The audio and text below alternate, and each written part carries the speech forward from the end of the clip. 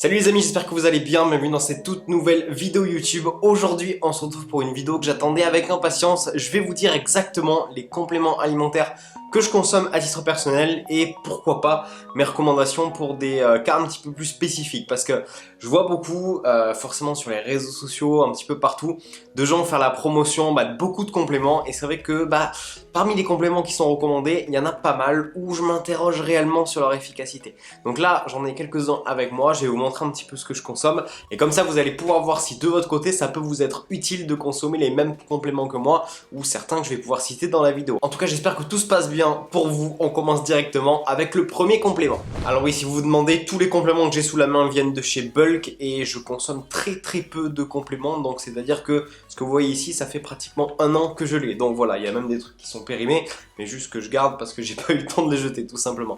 Le complément que je consomme le plus, qui est juste ici pour le coup, c'est de la glycine. Pourquoi je consomme de la glycine? Tout simplement parce que je fais des sports qui sont plutôt traumatisants au niveau de mes articulations.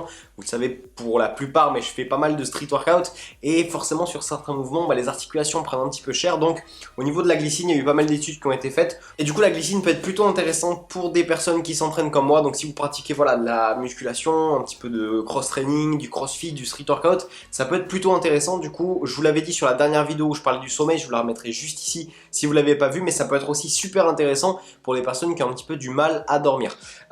Cette glycine, vous pouvez la prendre si vous ne consommez pas beaucoup d'aliments entiers au niveau par exemple des protéines. Par exemple, si vous consommez assez régulièrement des gros morceaux de viande avec, vous savez, toute la partie gélatineuse ou des bouillons, etc. Si vous consommez beaucoup de ce genre de choses, vous n'aurez pas forcément besoin de glycine. Moi, perso, je consomme de la viande bio, mais plutôt du coup en viande hachée, donc forcément, j'ai pas cette partie gélatineuse. Donc c'est exactement pour ça que je vais en consommer, tout simplement. Deuxième type de complément que je consomme, on va être du coup sur ces compléments-là. Donc on a ici du magnésium et ici du zinc. Pourquoi? Parce que c'est deux sources dont j'ai pas forcément beaucoup d'aliments dans mon alimentation quotidienne qui m'apportent du coup ces deux sources là, et il y a beaucoup de personnes qui justement manquent un petit peu de magnésium et de zinc. Alors c'est pas des compléments que je vais consommer toute l'année, juste quand je sais qu'au niveau du magnésium, alors je sais pas si scientifiquement c'est prouvé ou quoi que ce soit, si vous avez l'info dites-le moi en commentaire, mais je sais que lorsque je manque de magnésium, j'ai les paupières à ce niveau là qui vibrent un petit peu, et c'est vrai qu'à chaque fois que je ressens ça, je me fais ma petite cure de magnésium et ça marche très bien, et au bout d'un moment je n'ai plus rien. Donc là ça fait un petit moment que c'est pas arrivé. Après, je sais qu'au niveau du magnésium, vous en trouvez dans le chocolat noir, il y en a aussi dans les épinards, il y en a sous différentes formes, mais du coup, je pense qu'avec l'alimentation que j'ai, je dois pas forcément manquer de magnésium parce que ça fait très longtemps que j'en ai pas utilisé, mais voilà, si vous pensez manquer un petit peu de magnésium, voilà. Et au niveau des formes, je vous mettrai juste à l'écran maintenant certaines formes qu'il ne faut pas consommer et du coup certaines formes que vous pouvez consommer qui sont bien meilleures au niveau de la biodisponibilité, c'est-à-dire de l'assimilation que vous allez avoir. Pareil, le zinc, du coup, que je consomme aussi de temps en temps de cette manière-là, que ce soit le magnésium ou le zinc, ça peut aussi être très intéressant pour votre système immunitaire. Donc si vous voyez que vous êtes souvent malade, etc., ça peut être intéressant d'allier ces deux petits compléments. Un complément que je consomme pas à titre personnel, mais qui peut être intéressant parce que c'est compliqué d'en avoir suffisamment via l'alimentation, ça va être de la vitamine D. La vitamine D3, vous le savez, en hiver, on a tendance à en manquer un petit peu. Donc si vous pouvez quand même vous exposer au soleil en hiver, faites-le. Mais sinon, si vous sentez que vous en manquez un petit peu, pourquoi pas opter pour de la vitamine D3, faites attention bien évidemment à la qualité de ce que vous allez prendre. On repart sur un petit sachet comme pour la glycine, on est sur de la créatine là, donc la créatine c'est le complément je pense où il y a eu le plus d'études qui ont été réalisées, donc le but premier de la créatine, vous le prenez après un entraînement et en fait ça permet de refaire les stocks d'ATP de vos muscles. L'ATP c'est grosso modo l'énergie du muscle pour faire très simple.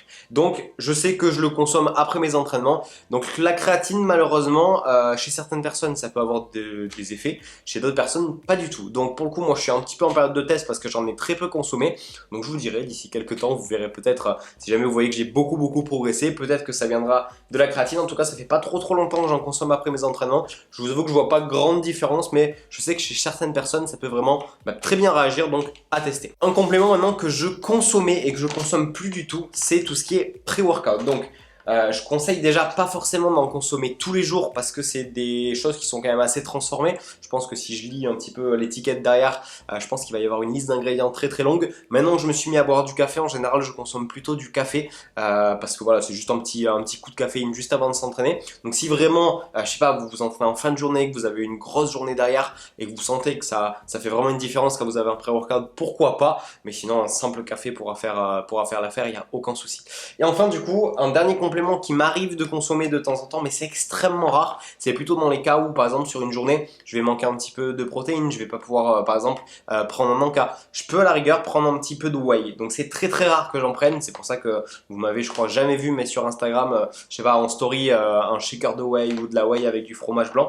Donc, mais j'en ai un petit peu au cas où. Je fais souvent des petits pancakes avec. Ça peut être les rares fois où j'en utilise, mais c'est très très rare. En général, j'essaie quand même d'avoir suffisamment de sources de protéines dans ma journée pour ne pas avoir à en manquer tout simplement. Donc pour quelqu'un qui s'entraîne, j'estime que les besoins sont à peu près entre 1,6 et 1,8 grammes par kilo. Je vous mettrai ici un post que j'ai fait où je recommande, où je mets en avant plusieurs sources de protéines que je recommande. Donc vous pourrez voir si jamais pour pouvoir en intégrer certaines dans votre alimentation. Mais voilà, de mon point de vue, la whey n'est pas forcément indispensable pour tout bon pratiquant de musculation, comme on peut le voir pour beaucoup. Donc là, au final, vous voyez que ça, c'est les compléments que je consomme. Il y a vraiment du coup la glycine et la créatine que je vais consommer du coup à peu près tous les jours. Sinon, pour le reste, ça va être vraiment de temps en temps sur des cas vraiment particuliers. Ensuite, qu'est-ce que je peux vous conseiller au niveau des compléments? Vraiment, prenez ce qui va vraiment manquer dans votre alimentation. Je sais pas si vous avez fait des analyses, si vous suivez votre micronutrition avec des applications comme Chronometer par exemple, là à ce moment-là vous pouvez peut-être vous complémenter, mais cherchez pas à, je sais pas, prendre un multivitamine pour être sûr d'avoir à peu près toutes les vitamines. Pour les multivitamines, mon avis rapide, à éviter parce que vous allez surtout retrouver des nutriments du coup que vous pouvez retrouver super facilement. Par exemple la vitamine C, vous avez absolument pas besoin de vous supplémenter en vitamine C, une orange, deux mandarines, deux kiwis et vous avez sans problème les apports en vitamine C d'une journée. Donc pour moi c'est quelque chose qui n'est pas forcément super optimisé. En plus c'est beaucoup de vitamines de synthèse, donc selon moi c'est plutôt à éviter. Si vous pouvez faire via la nutrition, ça peut être une super solution. Et par rapport à ça justement, si vous pouvez par exemple consommer des abats une fois par semaine, vous aurez un stock de nutriments qui est juste incroyable. Donc si ça vous dérange pas au niveau du goût et que vous pensez en consommer, une fois dans la semaine ça peut être largement suffisant. Maintenant pour terminer cette vidéo, je voulais aborder quelques compléments que je vous déconseille pour le coup. Donc vous allez voir que certains c'est purement par une compréhension que j'ai aujourd'hui de la science de la nutrition, d'autres c'est vraiment parce que je vous recommande de les éviter. Donc je garde le dernier on va dire pour la fin, celui qui va faire un petit peu polémique. Mais du coup première chose que je vous conseille d'éviter c'est les BCAA. Pourquoi? Beaucoup de personnes s'entraînent du coup avec leur petit shaker de BCAA et pensent du coup que via ces acides aminés ils vont avoir peut-être plus d'énergie, plus de performance ou à la limite construire plus de muscles directement après l'entraînement. La vérité c'est que ces acides aminés hors du coup une pièce de viande par exemple ou une protéine en tout cas complète, donc ces acides aminés de manière isolée sont totalement inutiles. Le corps ne sait pas les assimiler, donc si je prends des BCAA pendant mon entraînement, ils vont clairement finir aux toilettes. Donc à moins que vous aimiez jeter votre argent dans les toilettes directement, parce que c'est exactement ce qui se passe, je vous conseille d'éviter les BCAA. Deuxième complément que je vous conseille d'éviter, c'est les barres protéinées. Pourquoi? Parce que c'est des aliments qui sont extrêmement transformés. Je ne sais pas si vous avez déjà lu la composition d'une barre protéinée, mais la liste est vraiment très longue. On peut vraiment la comparer à, par exemple, des Kinder Bueno. Je ne sais pas si vous les voyez, ils sont posés sur une petite étagère, mais je préfère 100 fois, par exemple, pour mon petit plaisir dans la journée, au milieu de l'océan de nutriments que j'apporte à mon corps, je préfère très bien manger un petit Kinder Bueno qui va être forcément un aliment très industriel plutôt que avoir une fausse bonne conscience avec une barre protéinée. L'autre problème des barres protéinées aussi, c'est que souvent on n'a pas assez de protéines pour atteindre le seuil de leucine. Le seuil de leucine en fait, c'est le strict minimum de protéines que vous avez besoin sur un repas pour assimiler correctement ce que vous allez manger. C'est 0,3 g par kilo de poids de corps. Et très souvent, c'est en dessous. Par exemple, pour un individu de 75 kg, ça fait à peu près 22 grammes et demi, je crois, de protéines. Donc c'est vrai qu'il y a peu de barres qui sont à ce niveau-là. Donc je vous conseillerais plutôt de faire d'autres encas que prendre des barres protéinées. Si vous voulez en consommer, réservez vraiment leur utilisation sur des moments où vous n'avez pas le choix. Par exemple, vous êtes en voyage, vous n'allez pas pouvoir manger. Par exemple, moi, c'était la dernière fois que j'en ai utilisé, c'est la dernière fois que j'ai été à Paris. C'était pour la rencontre de ma promotion Bayesian France, donc ça remonte à un bon moment. C'était pendant l'été 2019 et c'est la dernière fois que j'ai utilisé des barres protéinées. Enfin, dernier complément que je ne recommande pas, c'est les oméga 3 sous forme de gélules. Pourquoi? Alors, pour ceux qui sont déjà abonnés depuis longtemps à ma chaîne YouTube, vous le savez, ceux qui viennent d'arriver, n'hésitez pas déjà à vous abonner si ce n'est pas encore fait.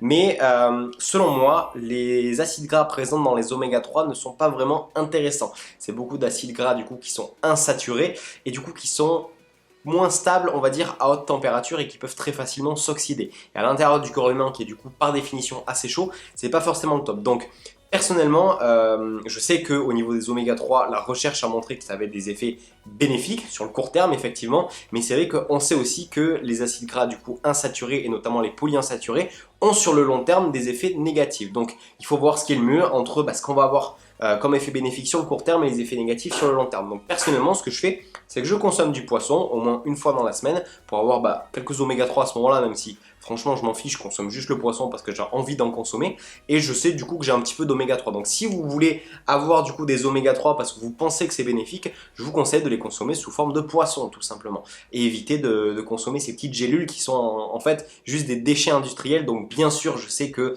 vous allez pouvoir, je pense dans certaines marques de compléments, trouver voilà, des oméga 3 de bonne qualité qui sont vraiment là pour vous apporter du coup ces acides gras dits essentiels, mais sinon dans la plupart des cas, vous pouvez aussi trouver des choses qui sont vraiment des déchets industriels qui sont juste recyclés et vendus un petit peu à prix d'or. Donc voilà pourquoi personnellement je déconseille la prise d'oméga 3. En tout cas, c'est tout pour cette petite vidéo. J'espère que ça vous aura plu de connaître un petit peu mon avis sur les compléments, ce que je consommais personnellement et ce que je vous déconseillais. N'hésitez pas à me dire dans les commentaires quels compléments alimentaires vous consommez tous les jours, à vous abonner si ce n'est pas encore fait, à lâcher un petit pouce bleu si la vidéo vous a plu. Et nous on se retrouve samedi prochain à 17 h pour une nouvelle vidéo. Et d'ici là, vous connaissez la musique. Prenez soin de vous. À bientôt.